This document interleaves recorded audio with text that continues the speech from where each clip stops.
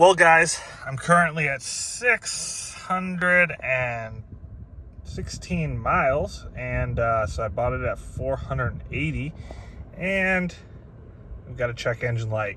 So, as a whole, I've made it about 150 miles before my first issue. Luckily, the dealership is sending me a replacement car, and they're going to take this one back to the dealer to check out what's going on and why the check engine light is on. But while I'm here in the car, wanted to show a couple of the cool features that I like, including kind of some of the buttons that make this vehicle very comfy. So one of the things I did like here is that, if we can get in, we've got the folding mirrors. So I really like that because it's super easy. You just turn the dial all the way around and the mirrors fold in. So, and if you don't have that setting on in the navigation, at least, you can manually fold in your windows if you're in a tight parking spot or anything like that. This button right here is the massage seats. That's really convenient, so you don't have to go through the home navigation screen to get there if you want to turn those on. One of the things that I really like about this setup versus my Ram 1500, which had a 12-inch Uconnect screen, is I do like the physical touch buttons. Those physical touch buttons include heated seats, cooled seats, heated steering wheel.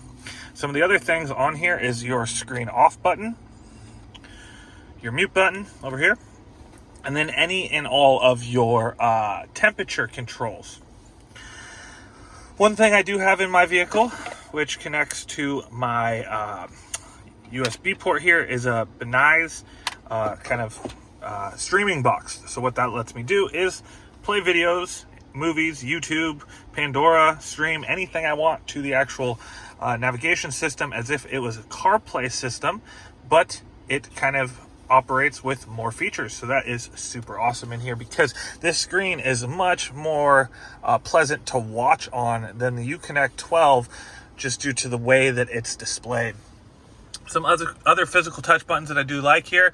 We've got our max regen on and off here. I like to keep it on. We've got our lane keep assist. Currently it's off. You've got your traction control, your physical hazard lights, your parking sensors.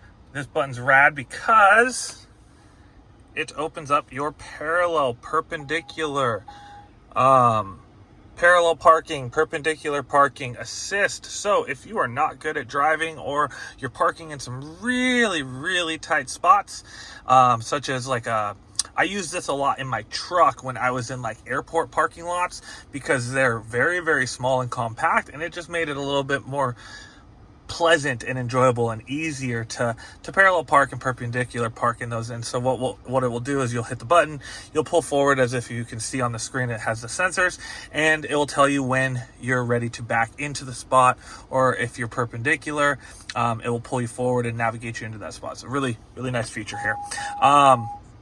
So that's canceled off.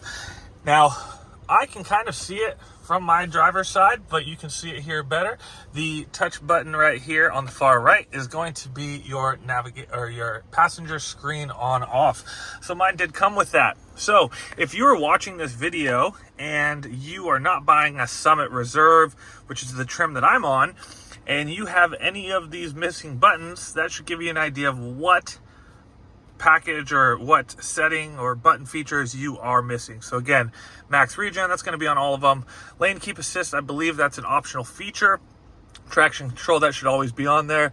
Your hazards should always be on there. Parking assist, I believe, is going to be on almost all of, your parking assist, meaning your beepers for your sensors, forward, back, whatnot, should almost always be there. Parking assist, that's P on. That is not on a lot of the vehicles, especially the Trailhawk. I don't even think it's as an option on the Overland. And then only if you have the passenger screen will you have that button. So if you're missing any, now you know what you're missing.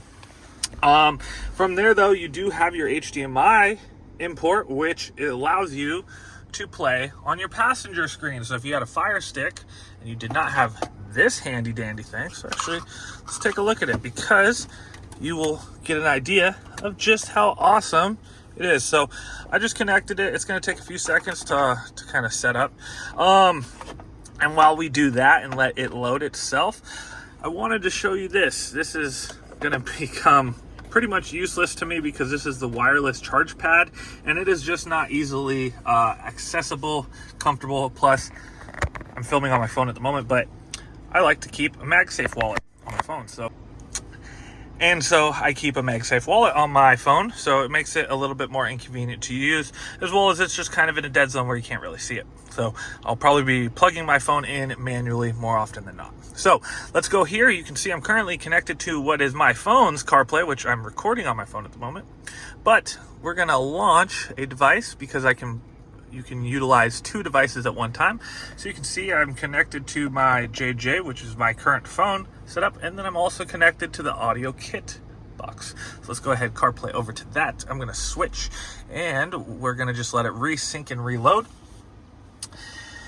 And so while that does that job again, almost all of these are gonna have the 4-wheel drive low feature.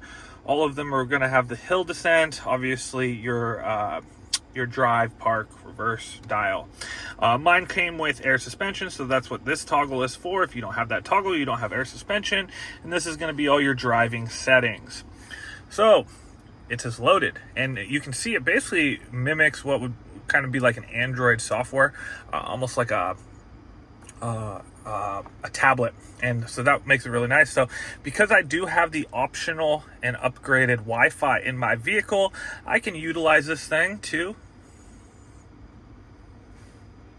go to Google, and I can let's say check out what they got for, well, now it wants to connect again, so it's trying to connect my phone back over, which I'm just going to decline. Summit reserve. So let's see what it comes up with. So again, it turns my navigation system into a tablet, which is very convenient for operationally on my side, because now I can also watch videos while I sit, because it's illegal to watch videos while you drive, and you can scroll the internet and do any of those other things with this Benai's plug-in. So watching Netflix or whatever, right? Cool. Very cool feature that I brought over from my 1500, but that's that setting, and this is how you can actually utilize the whole navigation screen. Again, I like the touch buttons, all that stuff. All your features are going to be underneath your vehicle tab controls. You can see a lot of your hybrid features, which includes power flow, charging schedule, stuff like that. So I'm going to do a whole nother video about all the settings, all the tabs, all the options inside the Uconnect here.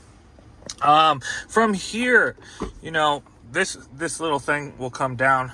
I don't have enough space to make that happen at the moment. You can close your cup holder, which I'll probably never really do.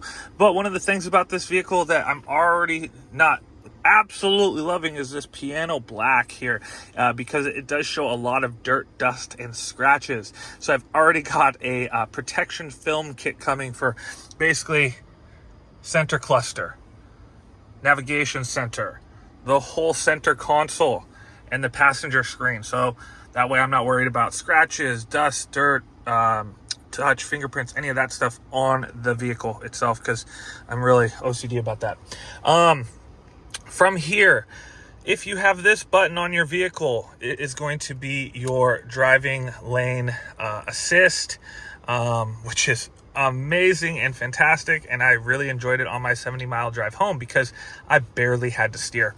From there, in my vehicle, I do have the Macintosh sound system and connection, so that's pretty rad. I don't necessarily think it's the world's best, but it does sound good. I do not have the heads-up display, so that is not there as a feature on mine. That little bump right there is going to be your charging meter. So if you've ever seen a Jeep in the wild on a charger, that thing is going to be glowing from the outside, so you can see from afar how much your vehicle has been charging. Mine does have this like velvety trim. You probably can't see it very well in the video.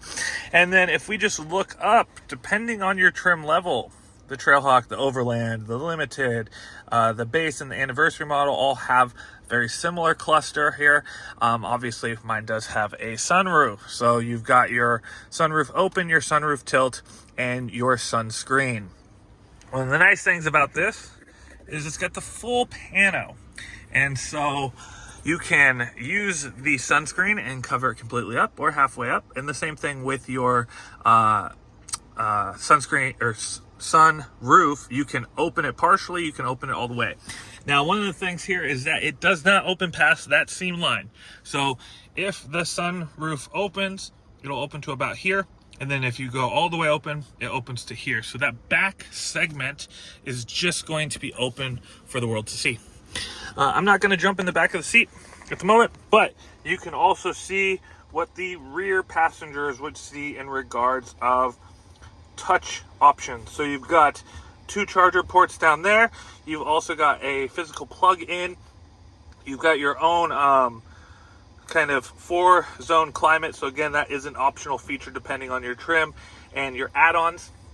And so coming back over the top here, part of that 4-zone climate is going to be a pillar vent on both sides, as well as what you saw back here. Mine does have the Summit package, obviously, so it does say Summit here. Yours might say Overland, it might say Trailhawk. Mine does have that full perforated leather with heated and cooled seats, both front and back, which I do like. And then other than that, that's just kind of the key features of this vehicle that kind of sold me on it, and I do like, and just wanted to show you so you understood what you might be seeing if you're looking at a Grand Cherokee 4xe and different trim packages, and where buttons might be, what those buttons might be used for, and what you might be missing if you don't have one.